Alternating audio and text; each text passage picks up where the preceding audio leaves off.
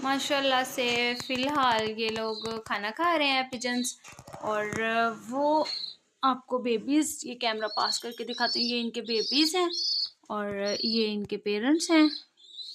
ये पेरेंट्स खाना खा रहे हैं अभी, और हमने इनको बहुत ज़्यादा बचा के रखा है, और कंबल 3-4 हैं, और पिंजरे के ऊपर हमने कंबल दिए थे। और ये देखें माशाल्लाह से प्यारी जोड़ी है, माशाल्लाह माशाल्लाह। और ये देखें इनके पेरेंट्स भी माशाल्लाह बहुत प्यारे हैं। और please like and subscribe this family, happy family, this is my family.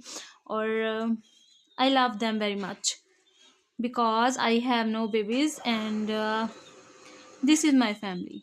Alhamdulillah. And please like and follow and subscribe this happy family.